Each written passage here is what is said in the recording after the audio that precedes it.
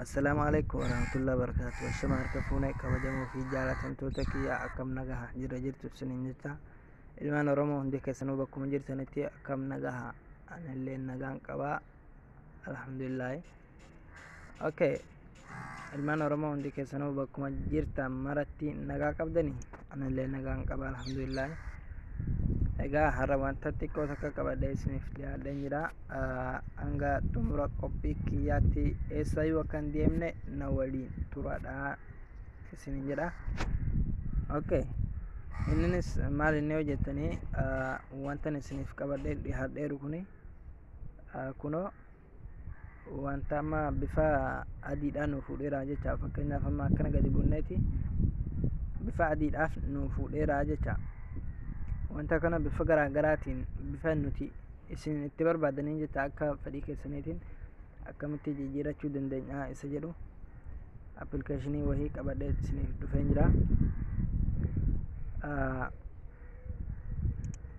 Egaa hanga xumura qophii kiyyaa na waliin turan isiniin jedha. Anillee maqaan kiyya Said Channel jedhama. Bakka sarchii kanarratti baatanii YouTube keessan keessatti Said Channel gootanii barreessanii jecha. Said Channel gootanii barreessanii sarchi gootanii. Egaa akkuma agartan armarratti wanta kana YouTube kana subscribe godhuudhaan akka waliin guddisnu taadha.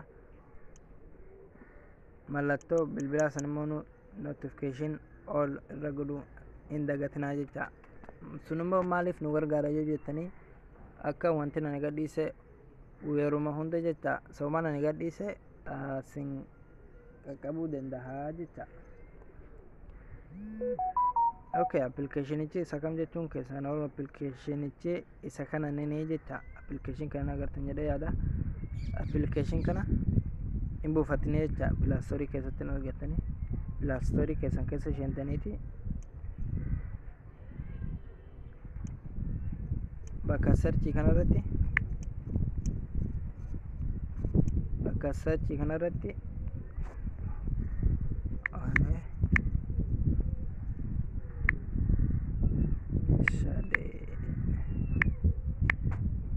kunoo kana nini jecha.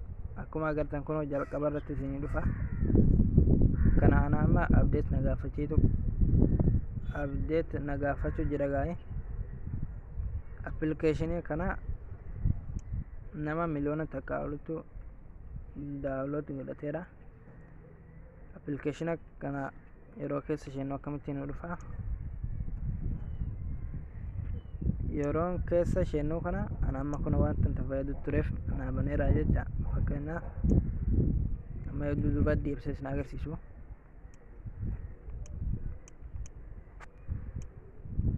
Kunoo haala kana nu banaa jecha. Haala kana yeroo nu banu settingii kana on goonaa jecha. Allow jennaan. Wow, kunoo haala kana nu baneera jecha. Nama update godhan jechuu jira. Waan hin godhuu barbaanneef hin darba. Okay. Bakka kanarratti bakka color jedhu kanarratti asirratti dho'itanii coloris bakka jedhu kanarratti dho'itanii jecha. Kunoo akkuma agartan amma bifa adiidhaan kanarra dho'itanii amma isa gubbaa san jijjiiruudhaaf akkam gootanii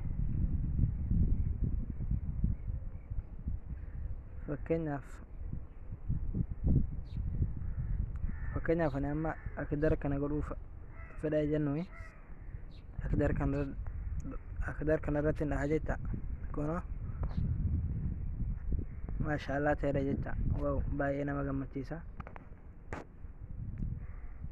Akkana gootanii amma fakkeenyaaf notificationii nama gubbaadhaan dhufeera kunillee adiidha jecha. Kanallee jijjiirachuudhaaf isatti aanu kana jecha. Notification background color bakka jedhu kana jecha. Asirratti erga dho'itaniif fakkeenyaaf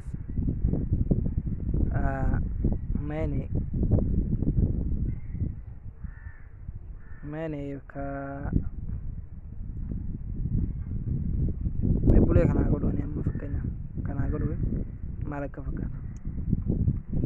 Waaw kun amma nu jijjiireedha jecha akkuma kana wanta baay'ee of keessaa qaba. Egaa kana isinillee keessa deemtanii isin abbaan ilaalatu gaa'e wanta biraammoo wanta baay'ee of keessaa qaba jecha isin ilaalachuu dandeessanii jecha wanta biraammoo kanarratti yoo dhoytanii jechaadha. Kuna